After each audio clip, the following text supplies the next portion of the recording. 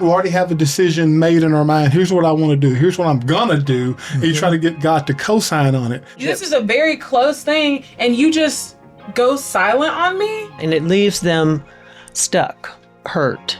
And I hate that. What did I do wrong? What's wrong with me? I jump immediately to, hey, it's on them. I'm glad they left.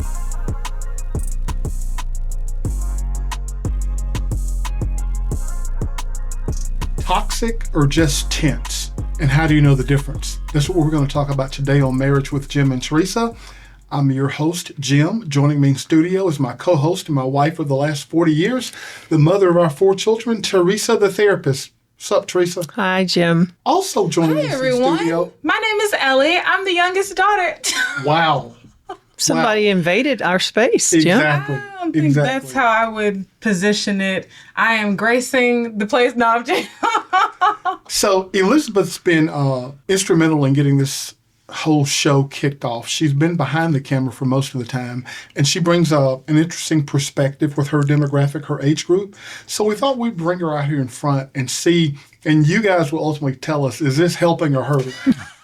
Hey, do you want me to stay or not? She's on a temporary work contract here, so nothing. I won't be offended. Yeah, exactly. We have hard conversations in this family. Exactly. So, toxic or tense, or Teresa, you mentioned earlier in kind of some of the prep work is that you want to substitute the word difficult for tense. Yes, toxic or difficult. Why do you want to do that? What's the difference between something being, well, what you said, Dad, earlier? Yeah. So the whole idea, tense, I don't like that idea of tense. I wouldn't want to be in a relationship that's tense. I mean, I don't want to come home with a lot of tension, right? All the time. Now, difficult, hey, news alert, being married is difficult. Doesn't make it bad. Doesn't make it bad. It's just difficult. You've put 2 sinful people together in close proximity.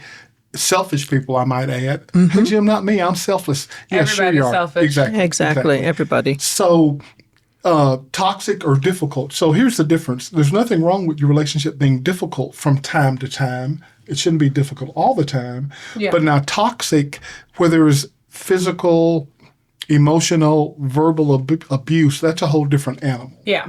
I also think that toxic and tense both denote a long-term state, something that is ongoing. Or a repeated pattern. Mm-hmm. Whereas difficult is just something that's happening right now. It's temporary. Now, okay, so Ellie, go ahead. You've mentioned things like today, and I don't know if we want to separate it into age groups or not, but you've mentioned that some people think the relationship should be perfect, and so when things aren't perfect, they start panicking. Yeah. And then on the flip side of that, some people think, oh, I know this is going to be hard, because, hey, I've heard people say that, but then they don't distinguish the difference between it being hard, like it is from time to time, and it being toxic. Yeah. I think some people think that the phrase goes, if they're not cheating or beating, then the relationship is fine. I've actually never heard. I've heard that very recently. Never heard that phrase in my life. Okay. Well, we're in a different. Because you heard the phrase one time doesn't make it a phrase. I mean, it's pretty catchy. Is it? It's pretty catchy. I think that's probably something. That sounds like something like a grandmother or a great grandmother would have told a daughter or great granddaughter. Yeah, you know what that is? It's a saying. It sounds like a Southern saying. It sounds like a stupid saying. If he's not cheating or beating, so I won't say he, because hey, this can be men or women. But if they're not cheating or beating, then it's not toxic. That's what I think sometimes. At least back in the day, my understanding is that was kind of the mentality where he's a good man or she's a good woman because they're not doing X, Y, and Z. Right.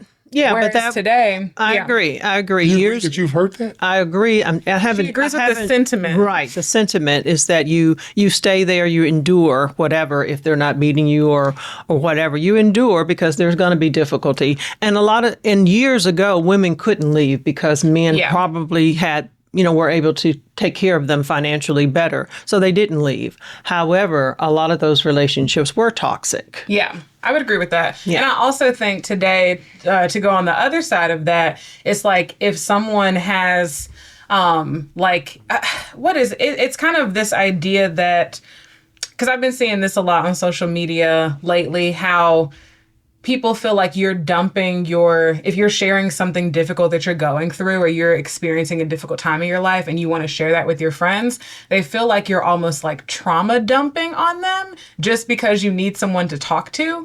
And at the very crux of this, we have to understand that relationships require sacrifice, relationships require compromise, and relationships also require inconvenience. Like you're not going to be it's not going to be your way or the highway the entire relationship. And, right? and I would question that friendship because I expect a friend to come to me. I want a friend to come to me and to express, what's going on in their world because I care for them. Yeah, I would agree with that. Yeah. But the point I'm kind of getting at is that we've done so much work and everybody's been in therapy and everybody's been focused on. Everybody been in therapy? There've been quite a bit of that's the thing now. That's the thing more so now than it ever has been. Yeah, it's more prevalent than it was. But I'm generalizing for sure. But it's like everybody's doing self-care. Everybody's focused on, well, what's going to bring me peace and what's going to make my life better and this and that. And so you think that any tiny inconvenience means that the relationship is toxic. And that's just not the case. It's not the case because, like you say, relationships, it's a sacrifice, and we've got to look at it as that. Well, why don't we make sure that that distinction is clear? Hey, I was listening to a podcast, and they say if things get hard, you should leave, which is not what we're saying. No, absolutely not. Just because we are human, things are going to be difficult. Yeah, and because you're two people with two different backgrounds. Yes, it's going to be difficult. Even if you have because you all say this to me often, like even if you have the most similar, compatible background ever, marriage is still going to be hard. You still have things that you're not going to know about each other. I feel like y'all still learn new things about all each other. the time. And you all are both growing and changing because that's... Wait. Do you feel like you're learning new things about me still? Absolutely. Absolutely. Really? Yeah. Okay. You don't feel like you're learning new things about Mom? I don't feel like I do realize in our 44 years together that we both changed. Yes. But, and this is a whole different show, but I was so careful, so intentional in the dating process, in the selection process, that no, I don't feel like in 44 years, and I want to distinguish learning something different versus learning something unpleasant or learning something that I don't like or surprised by. No, I'm not sure in 40 years. Now, the 4 years of dating, that was part of what was going on. But in 40 years, I don't know a single time I've woken and gone like, oh my gosh. Well, I just thought of something. But this is news to us. What I guess I have learned that I didn't realize is just how big the differences are, not so much in Teresa and I, but in men and women. Because when we got married, one of the things that used to frustrate me the most about you is that you didn't think and see things like I saw them. Which that makes no sense that you would expect that. It doesn't make any sense. Exactly. It doesn't make any sense. Not, so, I think I've already said that once, that I'm not you. I can't be you. I'm not designed to be you. So maybe that was a big discovery, but no, I'm going to think on this as we continue on. I can't think of things I've learned about you that are new or different, and I certainly can't think of anything I've learned that I dislike. I think what you're saying is you haven't learned anything new or different or unpleasant about the core of who Mom is. And that's really what you were looking at in dating, right? It's like, who is it? Because Mom always talks about... Because you didn't know. I was so so excited about the birds. That's a new thing that you didn't know about me. Yeah, little stuff like that's not what she's talking about. So not important, but it is. Let me just explain. So this Christmas, I knew Teresa is a really big nature lover. So what I got her for Christmas is a bird feeder with a camera, which I knew she would love it as a gift. I didn't know, and you don't like when I use these words, right? I didn't know you would obsess over the gift. And I didn't know you'd stick the phone in my face 3 times a day to tell me to look at a bird. Yeah. So pretty. I didn't know that, but I mean, I don't. That's not what I'm considering a really new big thing. learn. Okay. All right. So we could go a little deeper, I guess, with that. Yes. So kind of bringing us back to the topic for today, we are going to go through the difference between when something is toxic versus difficult. We're going to give you some warning signs that you can look for to know if your relationship is toxic or difficult. And then if you are in a toxic situation, we are going to give you some resources to be able to move away from that. Hey, Yes. Before we do that, let's start with this. How did you if you are in a toxic relationship, how did you get sucked into that? Was it so subtle that you didn't know? Was it Usually how did you end up in a toxic relationship to start with? Usually you have a mindset of that's going to change. That particular behavior is going to change. And it continues. Does that make sense? Well, whether it makes sense or not, it is what it is. Oh, by the way. And then people desire to be in relationships, so they do put up with things. When we're having these conversations, I'd love to hear from you guys in the comments about, hey, Jim, this is why it happens, or here's what I've seen. So we want you to be a part of the show. So share with us. I mean, ask questions, drop in comments. So you kind of get sucked into it. Okay, I hear that part. Mm-hmm. And then secondly, which this makes no sense to me. I hear what you're saying. So you see some things that are red flags. We've talked about that before. Yeah. You see some things that are red flags, but you think it's going to change. And I guess this is the part that I really can't identify with. That, hey, I want to be loved and I want to be a part as much as anybody. But the whole idea that I want that so badly. Mm-hmm. Badly. You're right. It is. It is. The fact that I want that so badly that I put up with stuff, and nobody wanted to be married more than I wanted to be married. But as we're dating, I just didn't have the mindset, Jim, remember how bad you want to be married? Go ahead and let that go. I mean, can I offer a different perspective? Yes, let's hear it. How I feel like people get sucked into toxic relationships. So the audience doesn't know, or some of y'all probably do, but most of the audience doesn't know that, like, I have been married and I am divorced now, and I wouldn't consider I kind of might.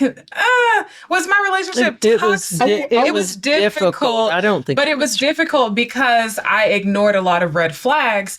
But I want to offer this perspective because I think I understand how people can get sucked into this. Okay. The things that y'all called out as red flags, I didn't realize were red flags. No, let's explain. What does it? Give me an example. The reason I didn't think of them as red flags is because I go back to the statement I said earlier, which is like, I thought if this person wasn't like lying, they're not cheating, they're not being violent, they're kind and they're patient and they're all these things. I thought if they weren't those very like horrible, evil things, then that wasn't a red flag. Right. And so I think the understanding of what a red flag is also, that's, something that I don't think people really understand. A red flag is, let's explain in your case what we meant by red flags. Okay. This is what we're not saying. We're not talking about red flags as in there's something wrong with this person. Yeah.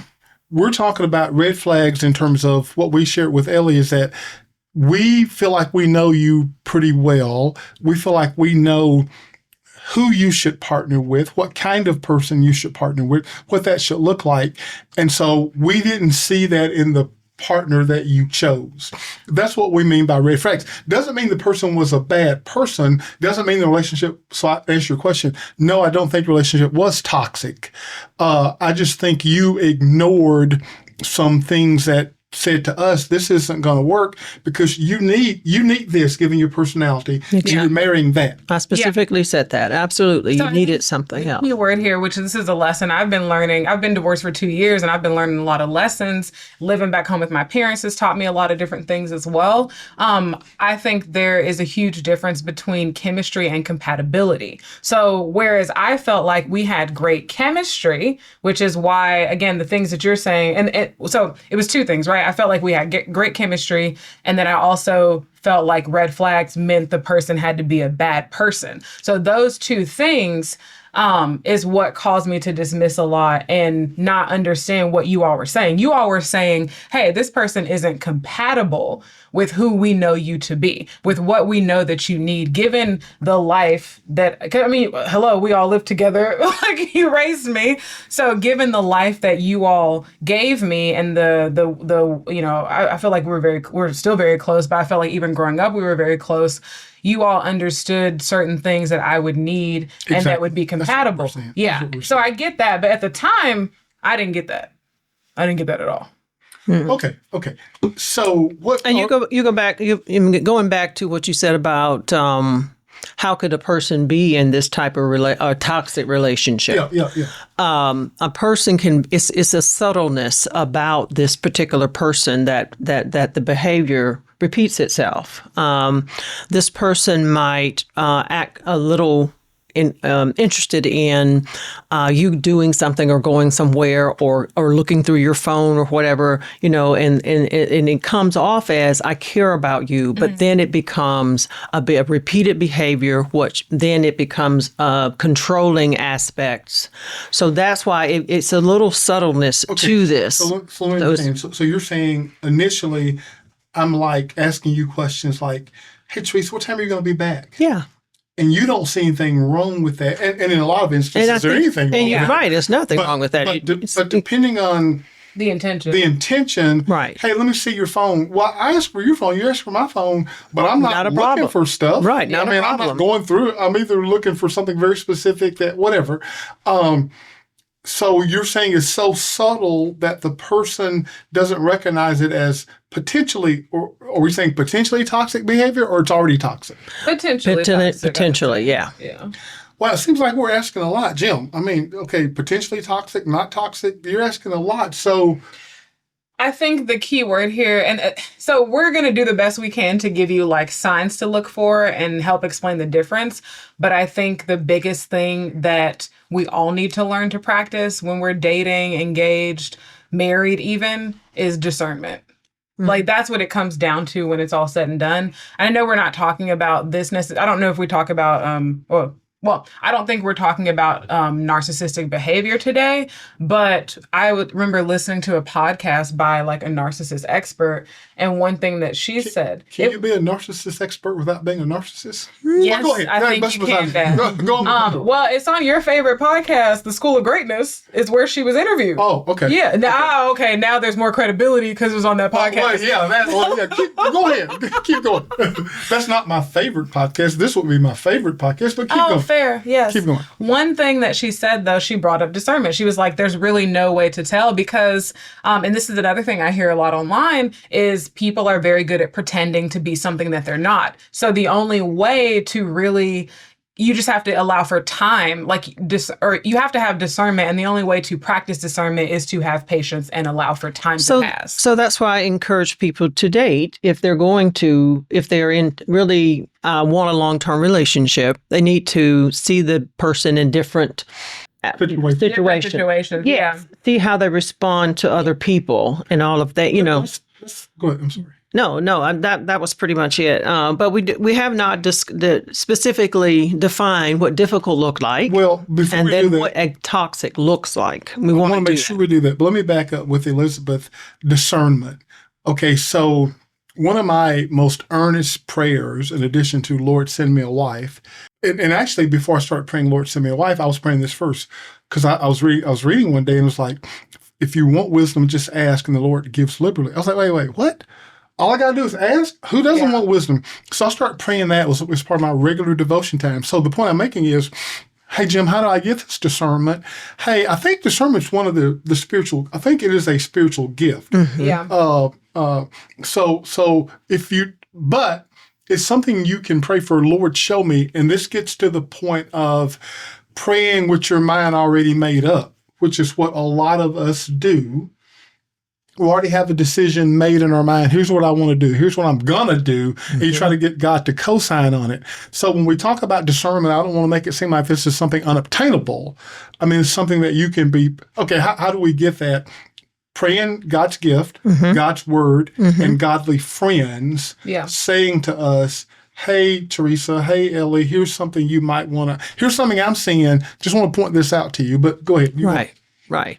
Well, no, I just wanted us to make sure we define what difficult looks like. Yeah. So difficult looks like disagreements, intense moments, but those things usually just pass, right? Those things happen in not relationship. Necessarily that can become toxic, but having a disagreement and a tense moment is not in and of itself toxic. Keep right. Yeah. So you're also like a couple just argues and then they cool off and then they bring themselves back into a place of comfort and safety. So do you see what I'm saying? I see what you're saying. Are we going to go through okay first and then come back and circle around? Because I thought about the other side of that. Okay. So people argue, then they cool off. That's normal. That's normal. But and then they might apologize. Okay. So they're bringing the relationship back together. They're they're reconnecting, and that's difficult, but that's a normal response. Then is this toxic? We argue, but the arguing is elevated to really high levels where there is certainly verbal abuse, possibly emotional abuse, and maybe I'm not even going to go to the part of physical abuse yet, and one person, and I've worked with men, particularly who said this, one person never apologizes, or the apology is, and we could do a whole thing on the art of how to apologize, because hey, if your feelings were hurt about this, I'm sorry. That's not a real apology. That's a horrible apology. That's not a real apology. Right. I'm sorry if it made you feel blah blah blah. So it's almost like you're not taking responsibility. Right. You're not taking responsibility, and you leave that situation in a stressful position. Yeah. And it's like one of you, usually the person, is walking on eggshells. They're not comfortable in their own relationship. They're not comfortable with it, so they're walking on eggshells. So because go ahead. Well, I kind of want to push back on arguing being a sign of difficult and not toxic. I think that having disagreements in a relationship is normal. But I feel like arguing is more contentious. It's more loaded. Arguing is What's the difference in your mind between arguing and a disagreement? Yeah, so or we could even call it a debate, for example. But I think a disagreement is like we're having a conversation to understand like why this is happening. Okay. It seems more positive to me. But when I hear like if somebody came to me and they're like, we're just always arguing so much, like I don't know that I would see that as a positive thing. It's like if you're constantly arguing, I think that can be toxic. But again, if you're having disagreements, I think that's... You said constantly, which I said toxic. Toxic is repeated. Okay. So if it's a repeated argument all the time, there's a problem with that. Yeah. You see what I'm saying? Yeah, I agree with that. I was just making sure. I just find it interesting. Is something to think about, arguing versus having a disagreement. What? Here's what I think. I'm such a words person. Here's what I think you're saying. It's okay to disagree without becoming disagreeable. Yes, that's exactly what I'm saying. It's not personal. That's why I think arguing feels like, well, now we're like, it feels combative, right? Yeah. Whereas disagreeing is like... Okay, I see your distinction. I'm not sure, because I use the word arguing a lot. I'm not sure I've ever thought about it being combative, but I think for the purpose of coming up with working definitions, when we use a word, here's what we're actually saying. So yeah, that makes sense. It makes sense to me. Okay, so... Let's look at toxic a little bit further. Okay. Sometimes you deal with, like I said, it's patterns. The problem continues, and then there's possibly jealousy. There's a controlling aspect. There's possibly a lying aspect, and the explosive conflicts. There's jealousy. Yeah, I mean, there's possibly jealousy. In what situation? Why in a relationship? A very insecure person is jealous when his wife or husband or wife goes away or goes out or something. There's some jealousy there. Wait a minute. Okay, I get the part about jealousy. Let's say we're both here working and you got some huge promotion and all of a sudden you're CEO of the company, or your business takes off and you're making triple the income, which I welcome that, by the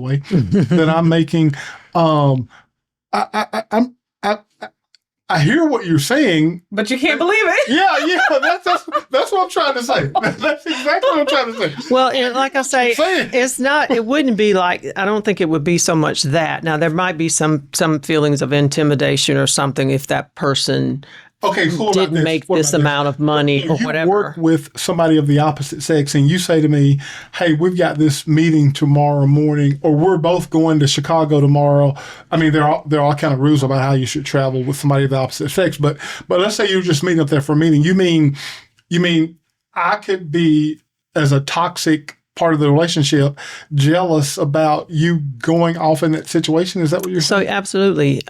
You are stepping away from let's say my little box, and you're stepping into something else. So yes, I began to feel jealous. I'm checking in. I'm wondering what you're doing. And so that's the toxic behavior part. Because I was going to say, that's problematic. Yeah, right? yeah, absolutely. That's so what that's I just said. That's toxic behavior. Yes. Okay. Yeah, I mean, now that you say that, it makes so much sense. But I guess I'm still stuck on the fact that how does that even happen? And you leave the partner stuck into a state of fear. You know, she's partner, going. The jealous partner or No, the other partner? The other partner. He or she is in a state of fear, wondering, you know, maybe what he's thinking or whatever, because he's checking, or she checking, whatever. Checking up on you constantly. Okay. So that becomes toxic, and like I say, you feel like you're walking on eggshells. You don't know what you're going to meet when you return home. Again, and I, because we talk to people that are dating, engaged, newly married. I don't know how to sound the warning any louder, right? If you're in a relationship and you're seeing this kind of behavior, what's the technical term you use? Oh, I got it. Run. Yeah, I think that's the therapist term, right? Dad. Okay. Yes. Have a plan of exit. Oh, okay. So leave, go. Yeah, get out of there. But just think about this: misunderstandings. Mm-hmm. You can grow. You can grow. Versus if you have a power play, it's going to escalate. Yeah. Does that make sense? And so that becomes, most conflicts you can deal with, versus the repeated patterns, which are power play or control aspects. You're saying that, like, when something is difficult, it should come to a resolution. Right. But if it's and you toxic, grow from it. Yeah, and you learn grow from it. And you learn from it. But if it's toxic, then it's something that is continually repeating. And it usually it's escalates. escalating. Yeah. and the person's not growing, they're not getting any better. I guess that's Right. another sign. Right. Yeah. Exactly. Man, there's so many things you guys have said that are so counterintuitive to how I naturally think.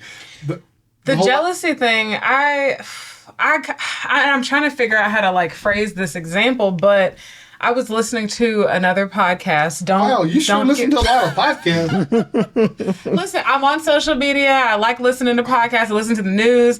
I like to be informed on what I like to be informed about. So, and I find relationships very fascinating. I find people in general very fascinating.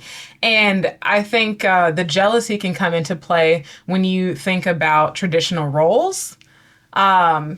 And if a couple has not had a conversation about what roles are going to be like in our specific relationship, and they're both just operating off of, like, maybe older roles that they saw in their family, society roles, then I do think that can open the door for jealousy to happen. So this other podcast I was listening to, they were interviewing She's doing it again. They were interviewing a couple. And it was really more about finances, but it ended up kind of becoming a counseling session or a relationship coaching session. And one of the things in here was the man in the relationship, he was so adamant about, like, being the provider and being kind of like the primary breadwinner. I think people tie those two together. Like, if you're going to be the provider, that also means you should be making all the money, which I don't know that those two things are, like, the same. But he had such a connection to being the primary breadwinner and to providing that his wife, her business had actually been bringing in more money at one point, but they had kind of, like, turned the lever down on her business so that we make more money? I mean, yeah, so that he could focus in on his business and she could be at home and take care of things, and that would allow him to build up his business. Now, again, I don't know that I would say like jealousy was maybe the intention or the reason for why he did that, but I do think that it could have been part of that, because it's like, well, this is supposed to me. It's almost jealousy in the sense of like, you're doing the role that I'm supposed to be doing. You're making more money when I'm supposed to be the one who's making the most money. Which is a very insecure mindset. Okay, now let me say a couple things. I do believe it is my primary responsibility to be the provider. I think that's how God set things up. I mean, that is my primary responsibility. Now, does that mean that I'm uncomfortable? There have been times when you've made more money than I've made. Yeah. There have been times when you were working and I didn't have a job. But I wanted to make sure I was providing, but I certainly wasn't trying to, not that you said this, but I certainly wasn't trying to sabotage what you're doing or asking you to pull back. Especially when you think about the unit. A lot of men are defined by that. So you have to be careful with it. But like you said, it's a traditional role mindset. But even and they'll have we. So let's say we don't have it. We don't have that. That's not the proper. I would say the proper way to look at that. In your therapist practice, if it takes off, and you're making millions of dollars. Well, I'm sorry. We're making millions of dollars. Exactly. I mean, I'm not bothered by that. Right. Matter of fact, why aren't you making millions of dollars? The crazy thing, what you're saying though, Dad, is it's also like it doesn't mean that you're not the provider, and it doesn't mean that you're not the leader of the family. Right. Like yes. And I think someone who is a leader in the family, like in that situation, it would be like, wow, my wife has like a whole process for this. She's making a whole bunch of money. This is great for the unit. Let me actually stop what I'm doing and let's focus and hone in on what she's doing. It doesn't make the man any less of a provider, and it doesn't make him any less of a leader. I think when you stifle that, I actually think that's the opposite of leading. Yeah, I agree. Because let's take like relationships and romance out of this, but if I'm working at a company and I'm a sales executive and I've got somebody under me, let's say it's all commission based, right? So I'm a sales exec, I'm bringing in $1 million a year as a sales exec, and then I hire somebody and they start bringing in 1.5. You probably get more commissions off of that, but it's like, that doesn't make me look bad. That makes me look good, because it's like, look who I hired. Well, I've never thought about this in a relationship, but when I'm working with entrepreneurs and business owners, I say this all the time, you want to hire people smarter than you. Yeah. Yeah, we learned that many years ago. Now, I know what you're thinking, Jim, but that's so hard for me to do. I mean, so, hey, I haven't found that difficult. Jim, that's because you're not that smart. Hey, let's don't make it personal. But yeah, you want to hire people better than you. And certainly in a relationship, in a marriage, you don't want to feel threatened by the other person. Mom, tell us some other signs or some other differences between things being toxic versus difficult. Okay, so healthy conflict repair. We want that versus a silent punishment. And you've heard people say they gave me the silent treatment. So the difference is there. So difficult, even though after hurt feelings, healthy couples come away and they repair themselves. Like I said, they sit down, they talk about it, they apologize, they really do honest talk. And this is not something that they want to really have to address again. So they're trying to grow from what they had the conflict about. Now versus the toxic person. So this partner uses the silent treatment, and y'all heard that. So they withdraw their affection, their ongoing coldness. Yeah. They're trying to control the whole situation by not giving that person anything, that partner anything. So instead of repairing, they weaponize the distance by making their partner feel powerless and guilty. It's also a form of control, too. It is. Yeah, because you want that person you're withdrawing your attention, withdrawing your voice, because you want that person to come to you and apologize or come to you and say that something went wrong. Right. You once again, you're trying to get away from responsibility or just saying, I shouldn't have done this or I apologize. And so if that pattern continues, that's a toxic type of relationship. You know, y'all might not know this about me because I don't think it ever happened with y'all. But growing up, I was a silent treatment giver when people offended me or I felt like people had wronged me. That's what. Hey, you may not know this about me. I'm still a silent treatment giver when I feel like people have wronged me. Not to the toxic point, though, Teresa. Well, I feel like, okay, and in my experience, I think it's okay to quieten yourself if you're trying to gather your thoughts and everything, to give yourself time. Okay, I'm just saying to give yourself time. I'm talking about withdrawing my presence, withdrawing my energy, withdrawing everything about me like you don't exist to me. That is how I was like younger when I was in high school, middle school. Like that was my reaction when, even in college, actually. I have a friend who will tell you a story. We're still friends today. We've grown a lot, but I just felt like she completely offended me, and I stopped talking. And I'm a talker, so that's where I get it from.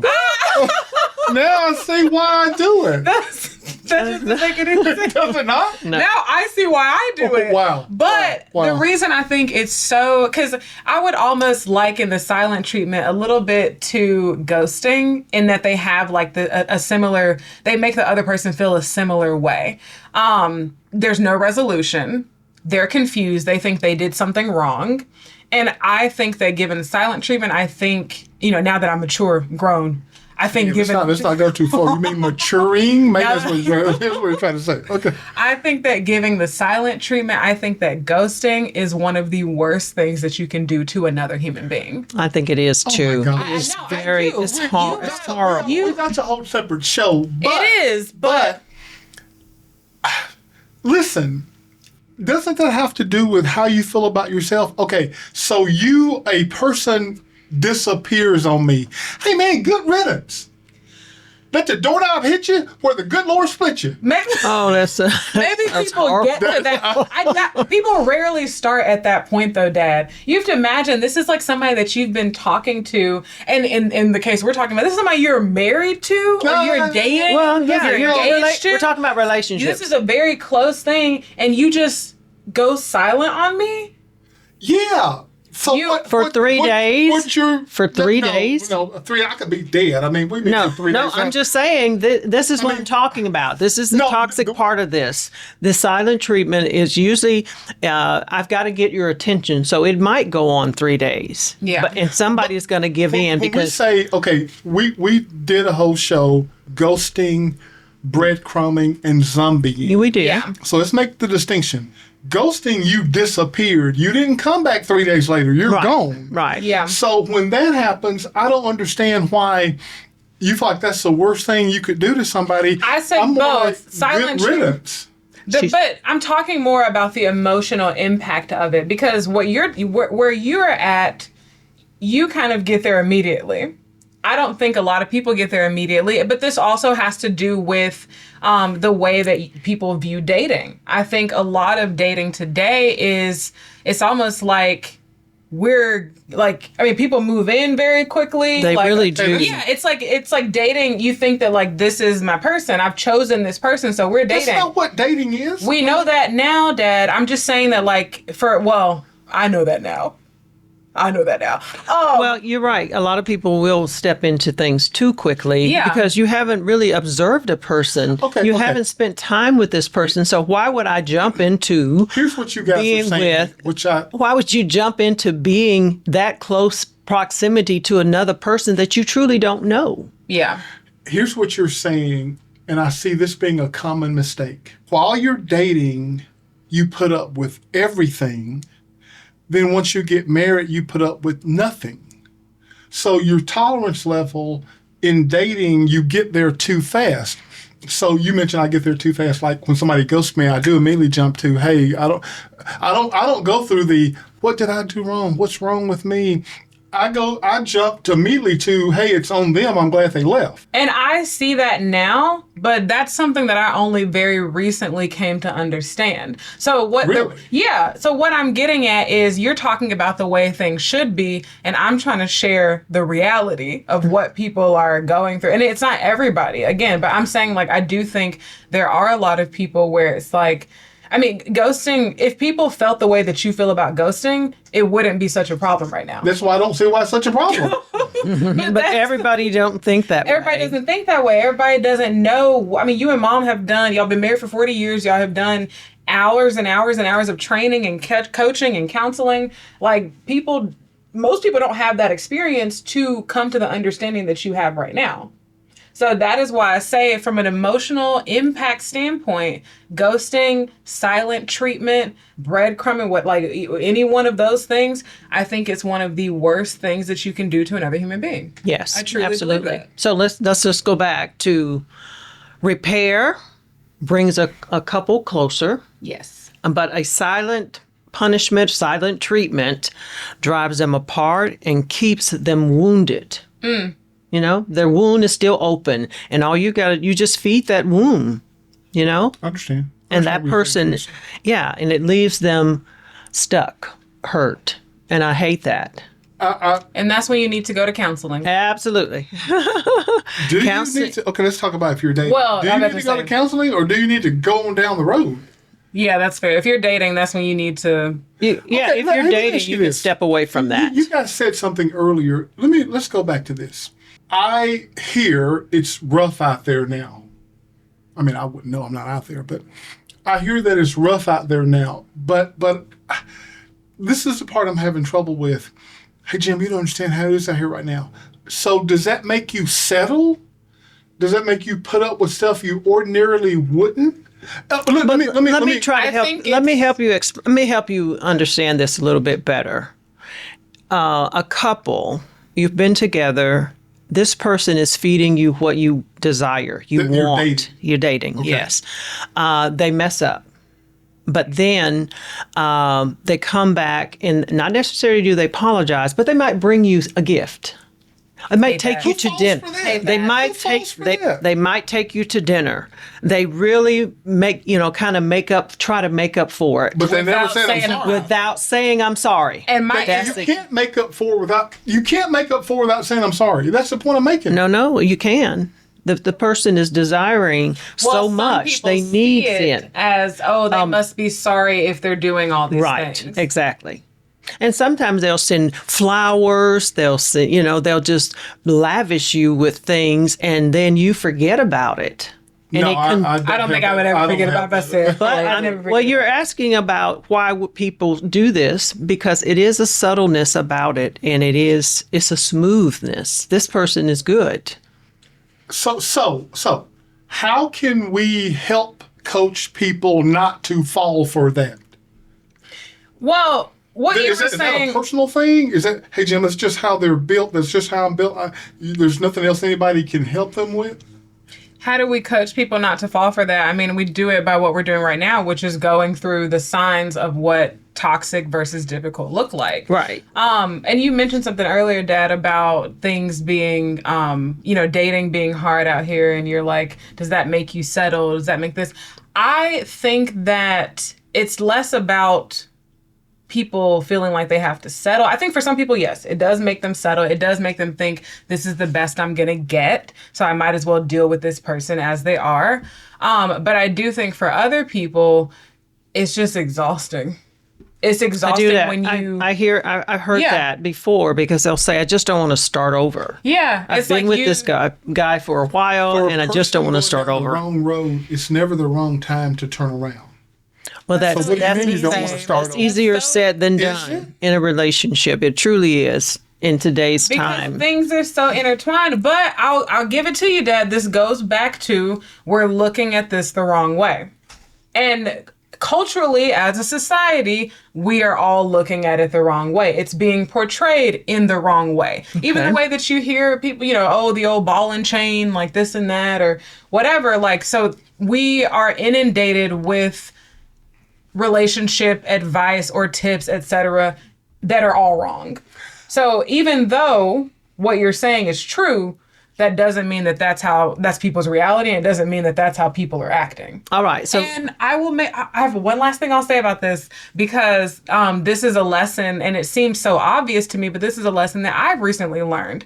People may want to get to where you all are talking about. They may have these new goals, new boundaries, new mindset, but it takes people time for their habits to catch up. I agree. 100%. 100%. So they're still making that same mistake until it clicks. All right. So let's go back over or touch back on the warning signs.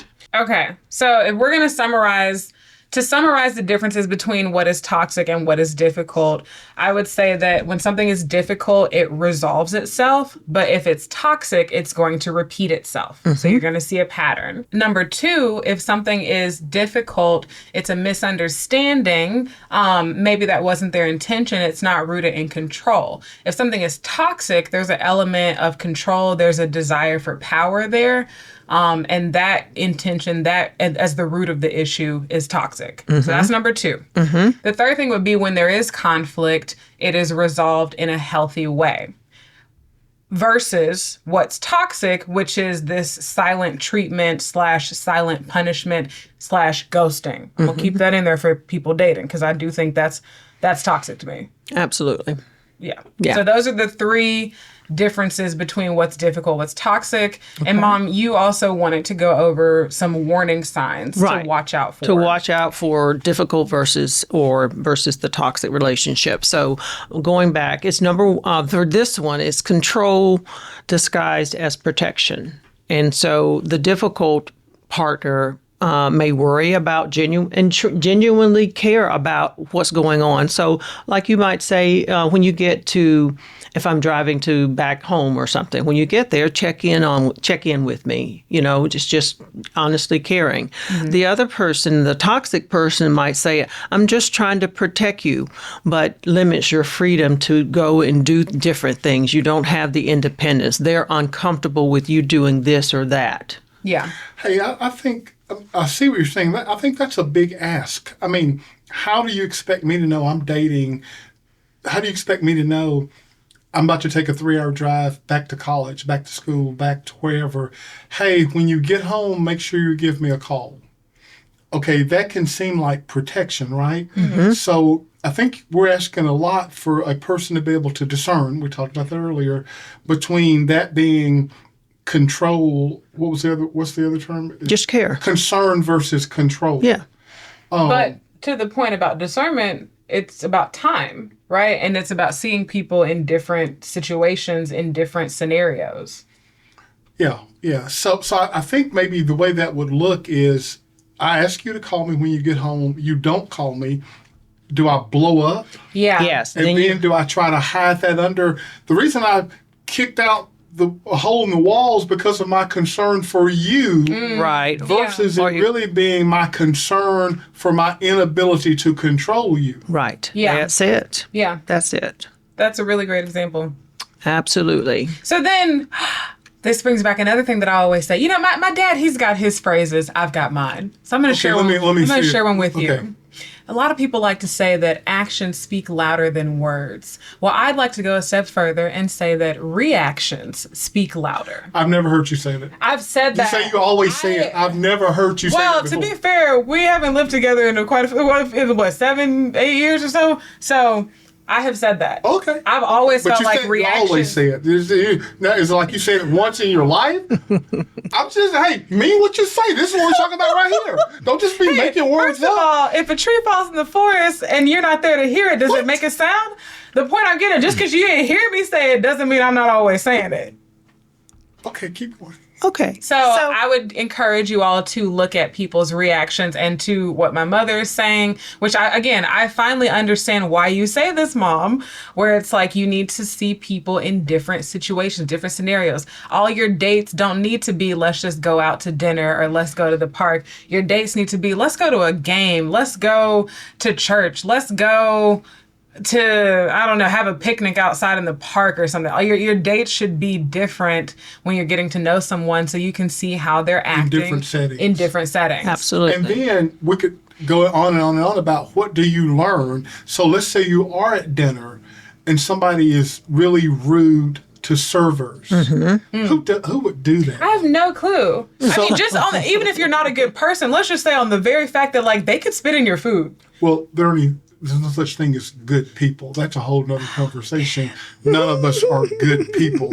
Let's make that. What I'm getting, I hear that a lot, but Yeah, I do hear that sometimes. Yeah, but I'm saying like even we're if all you're evil, sinful people on Pathetic the way to hell people. yes, without the gift of Jesus. So we're not good people. I know that, but you that's- understand what I'm saying. I see what you're thank saying. You.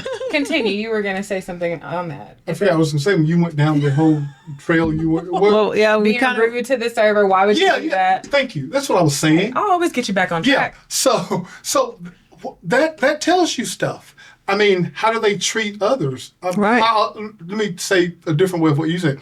Are they basically kind to people? Yeah. Even idiot bad people can learn to be kind to people. Yeah. Shouldn't be using mean words here. Hey, it is what it is. I mean, But yeah, it doesn't hurt to be kind, and especially if you want to be with me. Yeah. You know, kind, concerned, caring. another side of that. So what about this person? Is this toxic behavior? Let me see. So you're not being rude to the person. You and I are at the dinner, right? Mm-hmm. Now I'm all about getting my order right. Hey, the steak's not cooked like I wanted it. You know, this is not what I ordered. But what does it tell me if everywhere we go, it's never right for you? I hate that. You do? Does that tell? Yeah. So if you and I are dating, it does say a few things. every time we go to dinner, let's say you're very kind, but you can. To be Is fair, that Dad, toxic behavior? I feel like that's kind of you a little bit, though. Now, it's not every time. It's not every time we go to dinner, but I have seen, y'all, as I have grown up. Yes, that's I right. have seen my dad get gift cards, gift certificates to all these restaurants, this and that. And I don't know, maybe you just speak up more than other people would, but... Okay. But to your exact question, because when you first started out, I literally thought Let about me you. distinguish between legitimate. Okay, I ordered the salmon and you brought me halibut. I'm not going to eat it. Well, that makes sense. let's- That makes again, sense. That's Between different. Legitimate. I had to hear your whole question. Yeah, But that was my initial thought when I heard half of the question. Now, to your whole question, I do think it could say something if everywhere we go, like, are you just like picking places that you don't actually want to eat at? And then that could say something. I think how you find out if that means something is you ask about it and then you see how they react. Okay. See, we go back to the reactions speak louder yeah. than action. Yeah. Yeah. The thing that you say you always say. Okay, so let's get back to the warning signs. Here's a few more. When there's isolation, gaslighting, and manipulation. I don't know what some of those mean. Okay. There's isolation, gaslighting, and manipulation. Okay. You know what isolating and manipulation mean? Isolating as in like if you're I guess would this be the case maybe if you're married with somebody or even dating? You're just cutting yourself off from people. You know? So isolating then is different from you're not being cut off, you're choosing to cut yourself off. You're cutting yourself off, and also you try to cut the other person off from their family or friends. Oh, in that sense. That's yes. the toxic. Okay. That's the wow. toxic. All right. You Fair. know how some people. I hear people they'll say, I don't have very many friends because we are always together, and I'm thinking, well, that's that might be a little troubling. Yeah, a little troubling. It's okay to have time together, but I always encourage couples, you need to have some individual time, couples time, and then family time or friend time, like guy time, girl time. Yeah. I think all of that is important in if that's something you desire too. Right. I say that. I think it's only isolating if that person desires to have friends outside of their relationship and they don't. But if it's not something that you desire, if you and your Right, it's perfectly fine. Yeah, then I if think you it's don't totally want fine. that. But a person who's toxic tries to keep you to themselves, Yeah. and isolate you, So so they they would can discourage you manipulate. from, hey, your sister's birthday party, Right. your Yeah. niece's Right. Why are you always graduation. leaving? Yeah. Well, you always got to go. That kind of mindset. Yeah, Yeah. emotional manipulation. Yes, it That is. goes to manipulation. And then twisting words. Yeah. Guilt Gaslighting. Gaslighting. Oh, well, I jumped to manipulation because of what you Oh, said. The twisting okay. words, the guilt tripping, Okay. the emotional blackmail to get your way. And then the last one would be gaslighting. Yeah. Okay, Making. what is that? Explain that. So that's making you question your memory. This happens quite a bit. Did you say? Is that Did you actually? Gaslight? I don't remember yeah. you saying that. Well- Did you say that? This wasn't an example, but like, This never happened. yeah, when it comes to gaslighting, let's say that you have wronged someone, and when that person comes to you, instead of owning up to what you've done, you act like it never happened, and Right. you go so far to act like it never happened. You're like, and you start saying things like, "Oh, you're crazy. Like, what are you talking about? Right, I your think you're perception's wrong." You're misremembering Yeah, this." you know, and It's almost like questioning your sanity. yeah, really, yeah, is yeah, what they're exactly. doing. So Questioning they your kind sanity. of go a little philosophy term. It gets a little ad hominem, which is when you attack the person as opposed to the situation. Mm-hmm. So I've asked you not to use multisyllable words that ad hominem. That's the first time I've ever heard that. that's not the first time you've That is ever the heard first time that. I've ever heard that. I feel like I talked about this when I was in college with you. It's like one of the main arguments that people. So another term would be not a non sequitur, and ad hominem can sometimes be a result of You that. know what? This Okay. I think this is a I good mean, time. define I them. think this is a good time to mention Elizabeth is a undergrad philosophy major at the University of North Carolina, Chapel Hill, which we haven't mentioned. Maybe Yeah, the we should show's almost mention it. over. Yeah. Where Yeah. people go like, why are they all that North Carolina stuff on? Are they Bill Belichick fans? I mean, is it all about Michael Jordan? So yeah, this is Elizabeth's alma mater. You'll remember a few episodes back, we were here with Colorado gear on. And Hey, we don't have to talk about Colorado today. This is North Carolina. We're talking this about Tar Heels This today. is your day. This is your day. Okay. So, okay, keep going. Well, no, I was just gonna say We're like talking about ad hominem. at that I learned in philosophy they teach you how to think and they teach you about logic, and so Do they? that's what That's they what tell you philosophy they teach you. is. But that, it's not teaching you what to think; it's teaching Okay, you how to how to think. think, But yeah. that's important because that teaches you how to question, like understanding logic and understanding how things. Like, I guess not what should make sense, but how an argument flows. That is important because it allows you to understand when you are being gaslit or when you're being manipulated. And so typically a non sequitur, that just means that like an argument, it's not following. It's not following a pattern. So if we're talking about balloons Understand. and all of a sudden you start talking about trees, Understand. that's technically a non sequitur. It doesn't follow what we're Okay. talking about. Okay. Right. But a lot of times, like as a result of things of the argument not following, it also, I think where the gaslighting comes in is when it doesn't follow and then it becomes an ad hominem thing where you start attacking that person.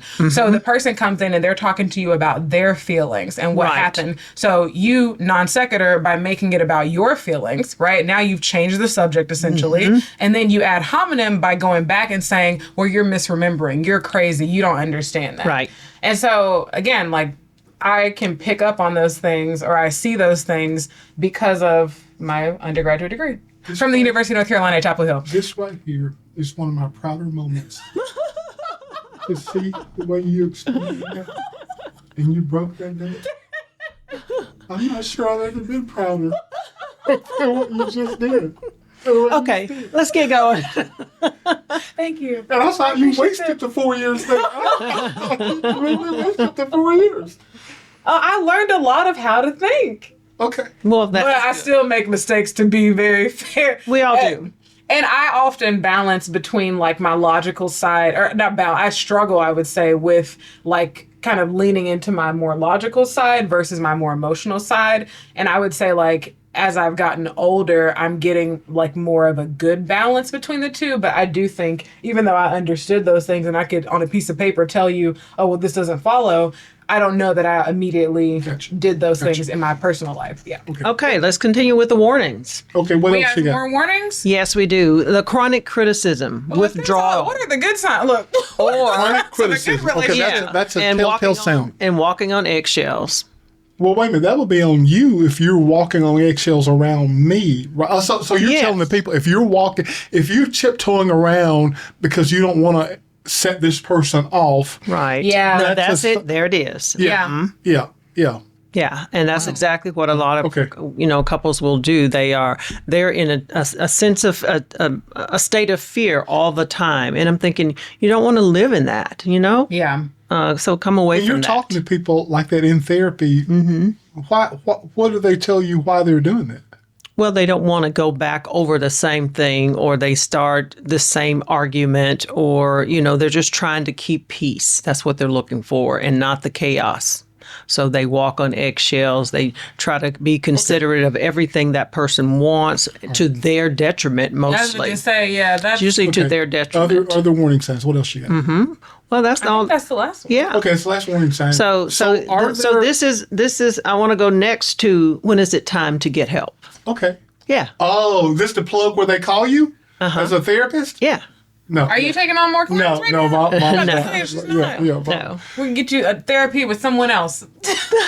We've said on the show before, although the conversations we have can be therapeutic, this is not meant to be a substitute for therapy. For therapy. So this is the part where we're going to encourage people to seek professional help. Yes. That's actually the first resource. That's the first place you go to get help. Why did I get the notes? You did get the notes. He just didn't look at Why them. did I look at the I'm sorry. Okay, yeah, I guess I should have looked at it. So a licensed therapist, it can help you and provide a safe place for you to help you and direct you and show you your own self for one, which you sometimes can't see. Yeah. And then also give you tools to do better for yourself, even if you're staying in this situation. Okay, so get professional help. Yeah, Now, get question professional with help. that. So if you're in a relationship, this is a question. So if you're dating someone, I have my own answer to this, but I want to ask y'all. Okay. If you're dating someone and you feel like there's some issues going on, would you go to therapy? Well, some people do. I hear that all the time. We're trying to go to therapy to help it out. Now, I would say I wouldn't, because if I see if the red flags or the toxic behavior is there, I don't necessarily want to deal with that. If I'm dating someone, to answer your question, here's my answer. It would depend on where I am in the relationship. So we've set our wedding date and we're about to get married. Everybody should go through premarital therapy, coaching, counseling, whatever word you want to substitute in there. But if I'm early on in the relationship, what is my thinking? Oh, I think this may be the one. I think if early on in the relationship we need to go to therapy, that in and of itself may be telling me everything I need to know. Exactly. Yeah, I would agree with agree. that. I totally agree with that. I do. Yeah. So we're not talking about y'all that's who've been not- dating a month. Talking about, Yeah, they but still that's get therapy. Yeah, but Or that's even not. I would say even 6 months, even a year.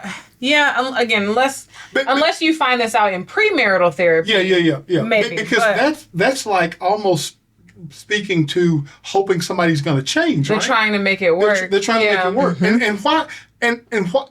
I'm back to that. Which I'm not against trying to make it work, but Why I have do you learned have to that try you so hard when you're dating? exactly. Yeah. I think that's behavior reserved for marriage. Let me try to make it work in marriage. Do you remember the comment on social a couple of weeks ago where What? the young lady said to you, "Your parents did my premarital"? A couple weeks ago, I posted on my social accounts my parents' thoughts on my divorce and what they think went wrong with my marriage. And there were a lot of different comments, but one in particular that my dad is talking about is someone who my parents actually did their premarital. So her comment was, your parents were my premarital counselors. I ended up getting a divorce 16 years later. But in therapy, we hid so much for fear that they would say we weren't ready. All the years were miserable, and I wish every day we had been honest. What they're saying is true. She said, also, I didn't want to have to cancel my wedding and thought it was embarrassing to my family and the church, just focused on all the wrong things and suffered for it. Hey, well said. Well Yeah. said. Yeah, Well said. well said. And it's so important to be, to be upfront and tell the truth. So now this couple they were in premarital. So they weren't like dating 3 months and start having problems and went to therapy. Right. This was They're premarital. about to get married, and our church in Mississippi, premarital was a requirement. We taught that class. We actually we wrote a book. We used our book for premarital counseling, coaching is what we call it. So this young lady is saying, and I don't remember if I'm thinking about them specifically, but I remember thinking about several couples as we're going through this. This couple shouldn't be getting married. And you told me not to say that. Yes, our goal is not to tell you whether you should get married or not. Our goal is to show you the problems. And then you take it from there. I'm not going to ever say you should or shouldn't get married. To like kind of summarize this thing, I think if you're dating, let's say you're dating. I want like not engaged, you're just dating this person, no matter how long it's been, and you feel like you need to go to therapy. I think that is a sign that maybe this relationship is not the one. Maybe this is not the person for you, no matter how long y'all have been dating. If you are engaged, you should do premarital counseling to help you make sure that this is the right relationship, this is the right person. And then I think if you are married already, then you should definitely go to counseling as a couple and maybe even individually. Right. So we're going back to the warnings. We already said, not to the warnings. We're going to what to do, how to get help. Yes. So the therapy was one, and then learning to set boundaries and consequences in dealing with each other. Well, that sounds like some of the things we talked about. Not doing boundaries and consequences. No, the boundaries sounds good. Okay, I got the boundaries. Hey, but Teresa, I'm telling you right now, if you do this is what's going to happen. Well, boundaries would be the difficult with someone who is growing and want things to work, but the consequences can be the negative side of that. It says, okay, I'm just looking at your notes, Mama. This says boundaries must be paired with consequences.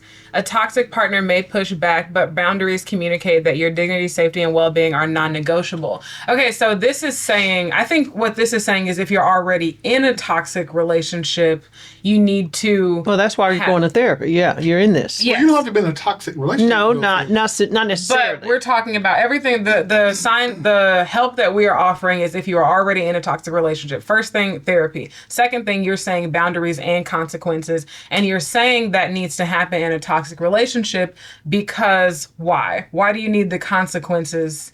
Because a person won't take you serious.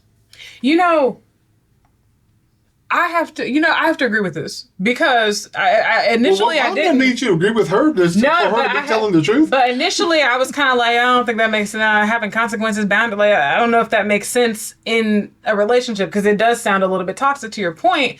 But in my, I called up my ex-husband the other week and I wanted to ask him, like, what do you think went wrong with our marriage? Were there any red flags about me, this and that? What do you think I did wrong? Because I'm looking to grow. That's just who I am.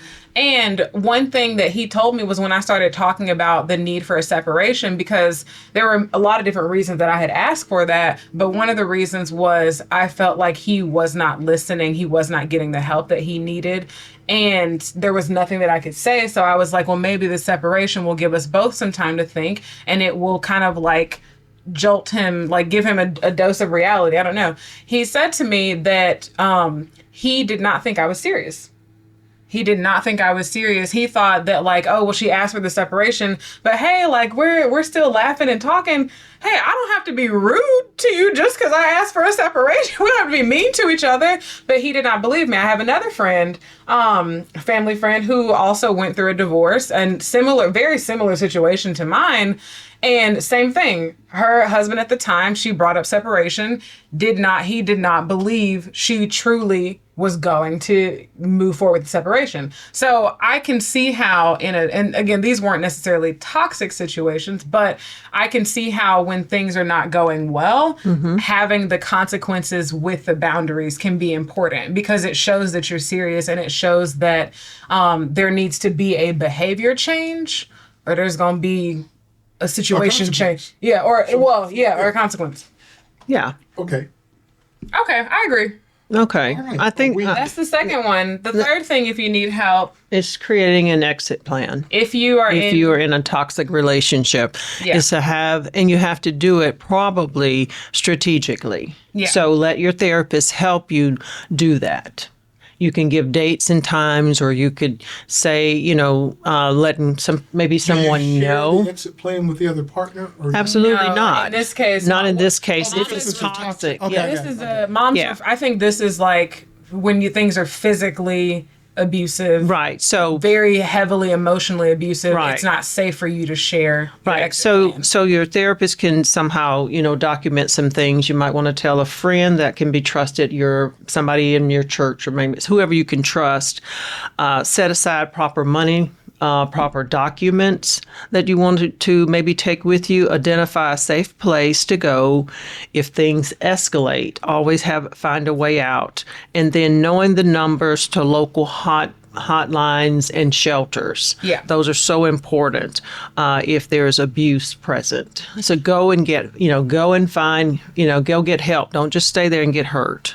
We're going to put some general resources so that way, no matter where you are, you can access resources. We're going to put that in the show notes. So, and also a lot of times a person with this toxic mindset, they won't let you leave. That's why Yeah. you have to be strategic in knowing when to leave and how to leave, and let someone know that you're headed out. Let someone who's not the person Right. that you're leaving know that you're headed out. Okay. Exactly. Wow, this has been helpful, or I think it's been helpful. I always learn a lot on our shows. Hopefully you do as well. If you do, I'm going to ask you to do three things. Please like the show, share the show, and subscribe to the show. The YouTube algorithm is kind of funny. It's like the rich get richer, right? The more you like it, the more YouTube promotes it to others. The more subscribers we have, the more people that YouTube shows the show to. So you can literally help our message get out by liking, subscribing, and sharing. We appreciate you doing that. Let's wrap up with this. One of the things we've said consistently on all of our shows is that, hey, marriage is hard, but it's so worth it. Now, here's a little, what do you call it? Caveat? No, when you do something to make something this hard. Oh my gosh, I know what you're trying to say. Here's it's like euphemism. A cheat code. No, Oh, okay, no, what do you- Here's like a way to make something that's inherently hard, not as hard as it is by its very nature, and that has to do with your personal relationship with Jesus Christ. Right. When you put people together like Teresa and I in close proximity, it's two people, trying to make a single unit because the two become one, right? Trying to make that work. And for us, without us having a personal relationship with Jesus, is just not possible. And we want to see you have that same thing. Hey, Jim, I thought this was all about relationships. It is, and this is what I'm talking about. The most important relationship you can have is that relationship with Christ. Yes. Perhaps we can put in the show notes for people who don't know, yeah, Jim, I don't even know how that works. Look in the show notes, and we're going to outline a plan of how you go from outside the circle to inside the circle. That's what we're going to do. Hey, guys, thank you so much. Thank you so much for watching, everyone. No. Hey, thank you so much for watching. We really appreciate you. We appreciate your prayers. We are praying for you, and we look forward to seeing you next week. Bye. Bye.